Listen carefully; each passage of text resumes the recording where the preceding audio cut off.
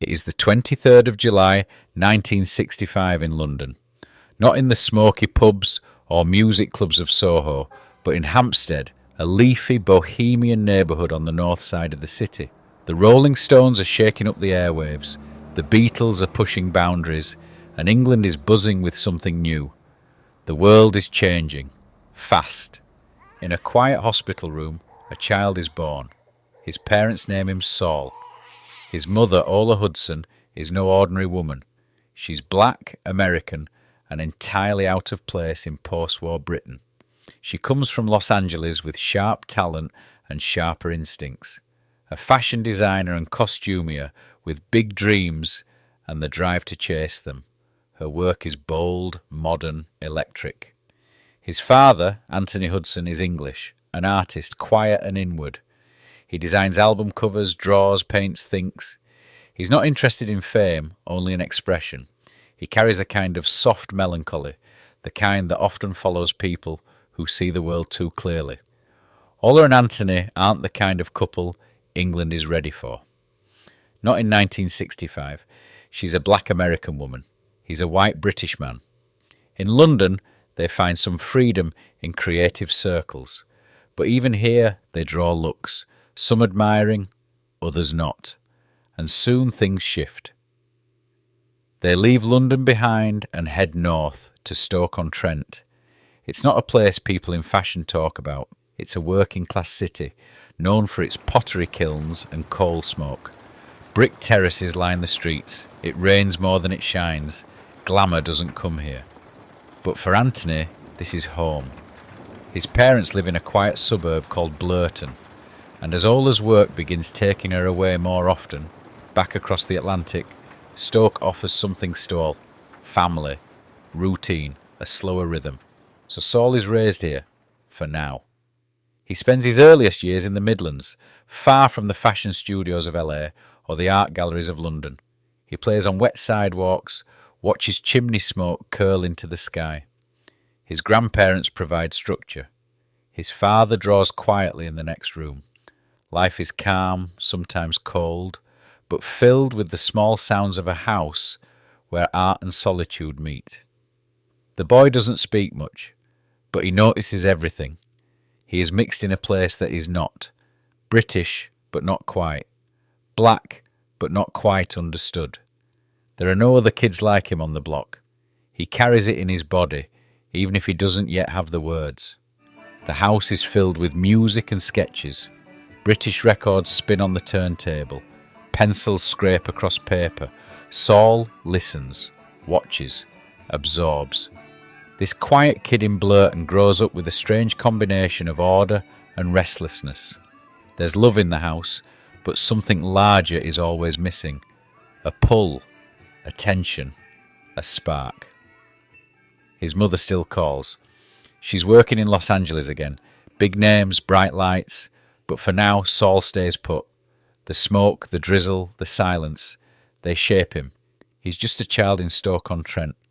But soon the world will know him by another name, Slash. The rain doesn't stop. Day after day, Stoke-on-Trent lies under a heavy grey sky. Drizzle on rooftops, puddles on pavement, the same streets, the same cold mornings. Inside the house in Blurton, Anthony sketches at the kitchen table. Saul sits nearby, colouring quietly. The radio plays low. Then the phone rings. It's Ola. Her voice crackles through the line, sharp and certain. She says Stoke isn't the place.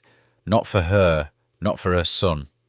The world is happening elsewhere, and she's already in it. A few weeks later, Saul and his father are boarding a plane. It's 1971. Saul is 6.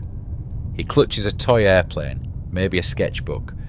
The flight is long, the windows reveal nothing but clouds. And then, suddenly, California. The door opens and it's like stepping onto another planet. Heat, light, noise. Everything smells different. The air hums, the sky is impossibly blue. Palm trees line the roads. The houses are low and wide and beige. No chimneys, no fog. This is Los Angeles. They settle in Laurel Canyon. where the hills are filled with musicians, weirdos, filmmakers, and dreams. It's not the glitzy Hollywood of movie posters, it's cooler than that. It's the 1970s creative underground. Think rusted convertibles, incense, and barefoot parties where the guests all have guitars. Ola lives here now.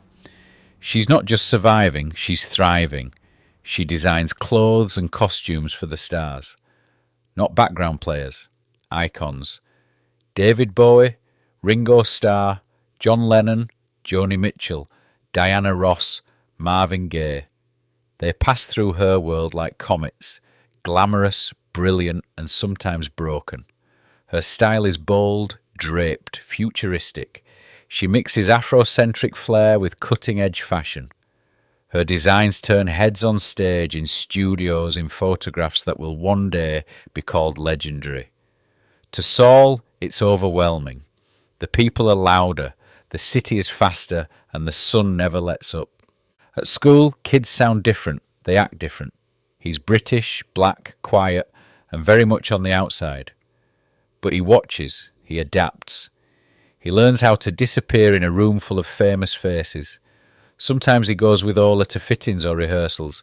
He meets musicians and actors without realising how famous they are. One day he's playing in the corner while Bowie adjusts his trousers.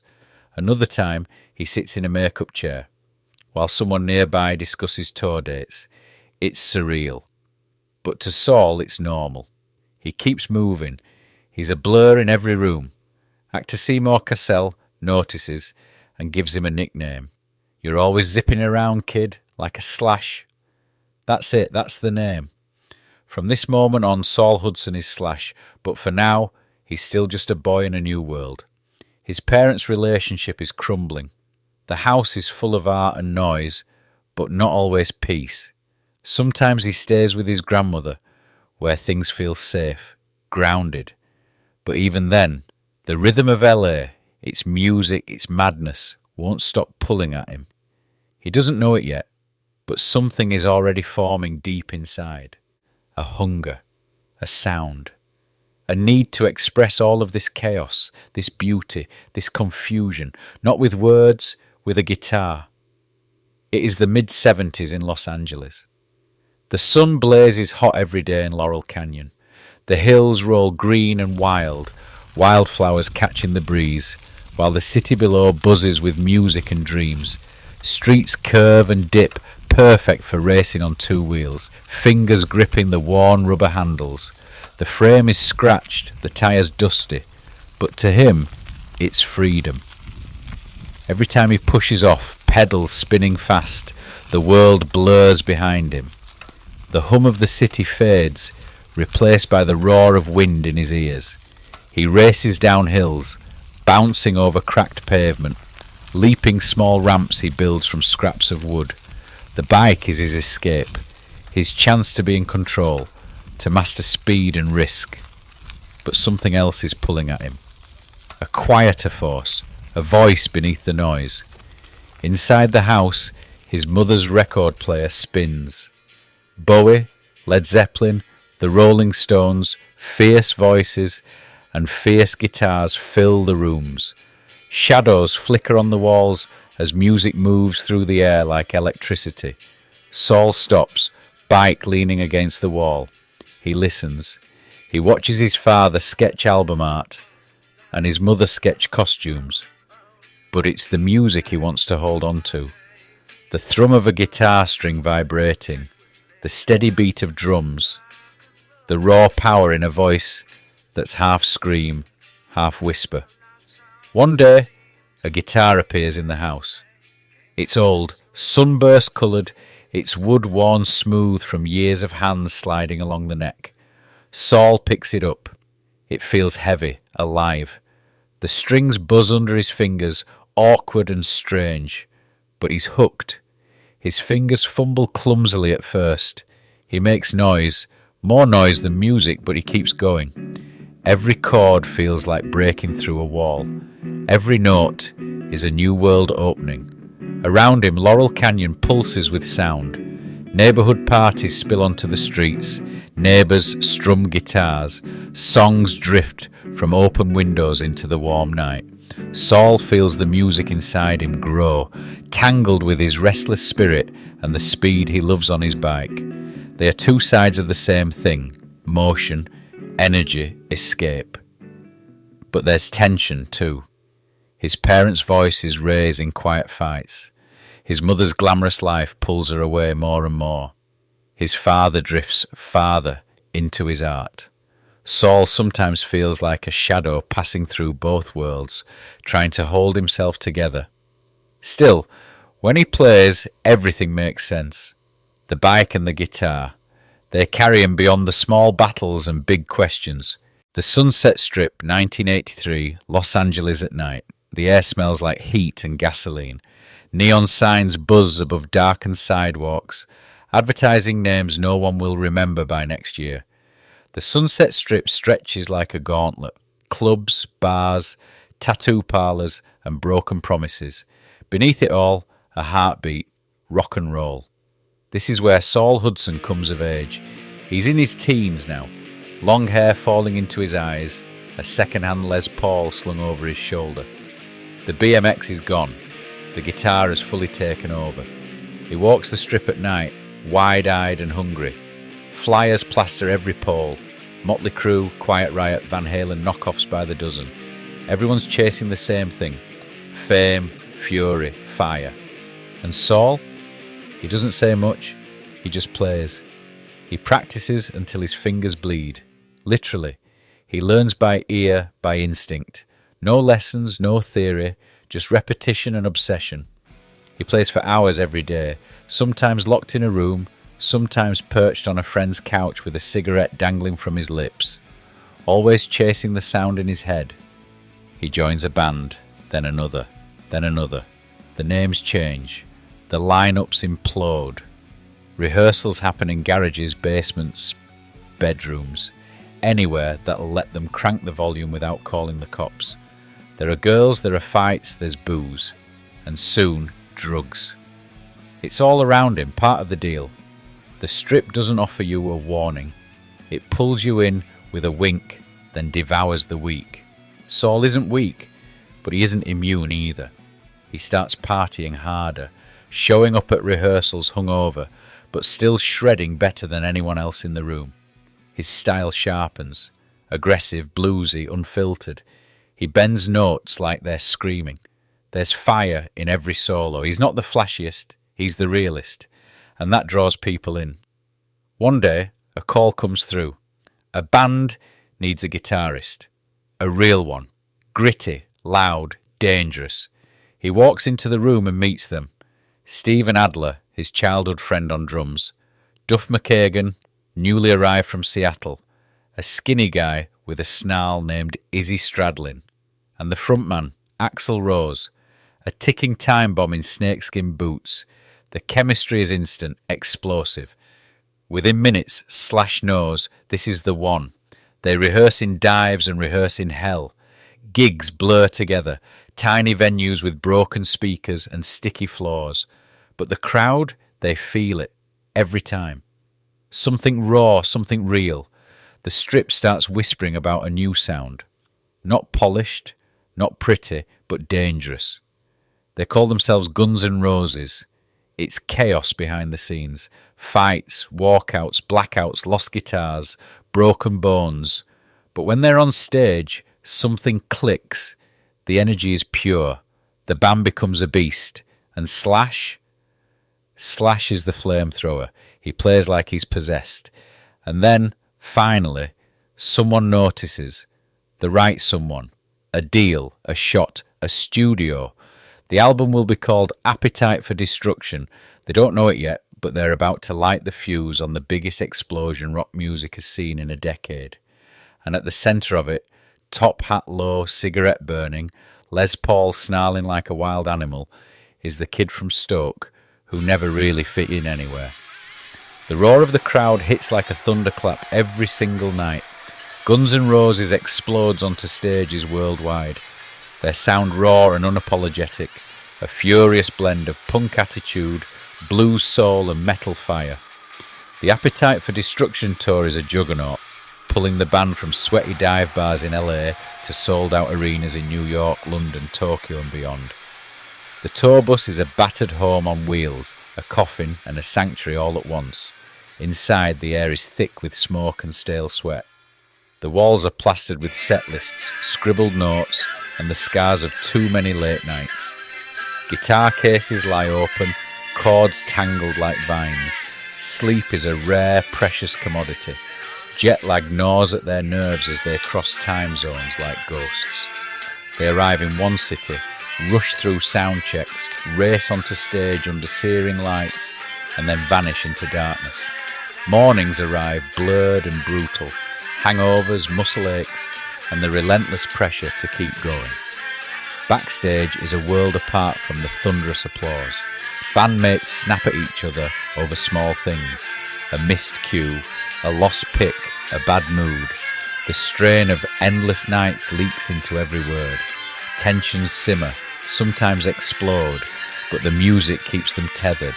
Slash is often the calm eye in the storm, his fingers flying across the fretboard, every note a spark of magic that electrifies the crowd. But off stage, the weight settles deep. The drugs, the booze, the relentless pace, they wear him down.